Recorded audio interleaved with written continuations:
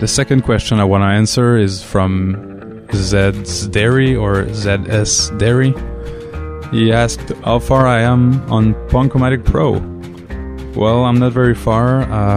I've been working a bit on Trance-o-matic, and it's using like the new flash tools, the new flash features to make lagless playback. So that's been working.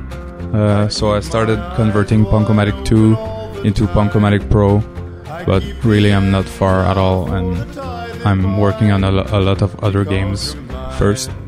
So Punk-o-matic Pro is not coming soon, but it's definitely in my plans to expand on the Punk-o-matic franchise.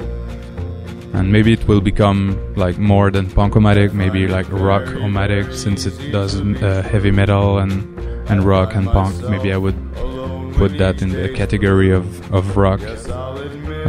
Yeah, that's that. Another question I receive a lot, and it's not from a particular user this time, is how I recorded all the riffs. For Punk-o-matic 2, I used 2 guitars, the Line 6 Pod XT and the Line 6 Pod X3,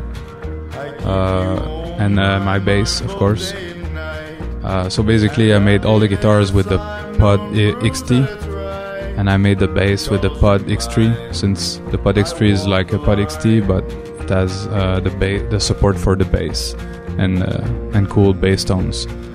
I made a custom bass tone for Punk-o-matic 2 on the Pod X3. I gave it like a really punchy sound with a bit of distortion, so it sounds really snappy and a bit grunge. I thought it sounded cool. And since when you would be doing dual leads on the guitars, I wanted the bass to kind of complement the guitars and act a bit as a rhythm guitar, so that's why I gave it a bit of distortion to have a fuller sound with the guitars. So for the guitar, yeah, I mean there's 1,400 riffs in the game. Some of them are drums. The drum riffs I made with the computer. The software is called Sony Acid Music Studio 5.0. So I have my own drum samples. If people have been following me before Punk-o-matic 2, they know my music, maybe. It's the same drum kit that I used.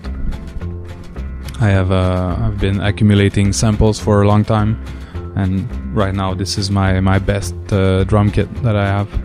So I used it for Punk-o-matic 2. And the guitars, basically I did all the rhythms first. So it's really, it's just a lot of work. It's nothing complicated. I recorded all the riffs, all the manuals. I played a long time, and I was like composing and inventing a bunch of riffs for the specials. So I just played a long time until I came up with all the riffs. And recording them is pretty tedious, but after recording you need to edit them, make sure they loop, and tweak and do a bunch of stuff to make sure the riffs work well in the game.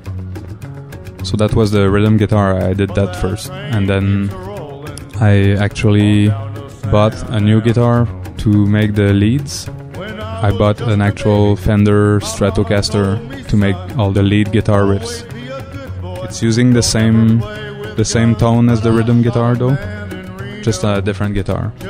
For the rhythm guitar I used my old guitar, my Laredo. This brand does not even exist anymore. One problem I had with recording the bass is that my bass is not the best. It's kind of off tune when you go on higher notes. So basically I had to manually retune the riffs because they were all already recorded. So I had to, in SoundForge, the software I use, to manually change the pitch of the bass riffs, like one by one. It was amazingly tedious. Yeah, Punk-o-matic was a nightmare to make, but the end result is pretty good. So that's that for recording all the riffs. The last question I will answer for this Q&A POMcast is about something I've been asked like so many times. Is there gonna be a metal-o-matic or jazz-o-matic or ska-o-matic or everything-o-matic? There might be a trance-o-matic. There might be a symphomatic, like symphonic music-o-matic. I would do that game with Maestro Rage. Maybe you know him from Newgrounds. So it would be like epic orchestral music-o-matic, basically. So trance, symphonic, punk-o-matic, I think covers like metal, rock, punk, and all that. Ska-o-matic, I don't think so. Like I wouldn't see myself trying to record the brass sounds and trumpets and trombones and stuff like that. So yeah, I think that would be it. Trance and punk, rock, that's pretty much what I would go for. So that's it for now. That answers a couple questions. Please leave your questions in the comment. It can be about anything. It's a Q&A POMcast. It can be about anything, really. Just ask me questions. I will answer them. The more questions I have, the sooner I will make another Q&A POMcast. So thanks for listening. I think it's a long POMcast, but I hope you like hearing these answers. So see you around and take care. Oh, and the music in the background is from the soundtrack of Walk the Line, the movie about Johnny Cash. So it's all Johnny Cash songs, but it's actually the actor who sings them in these versions of the songs. So goodbye. So goodbye. Goodbye.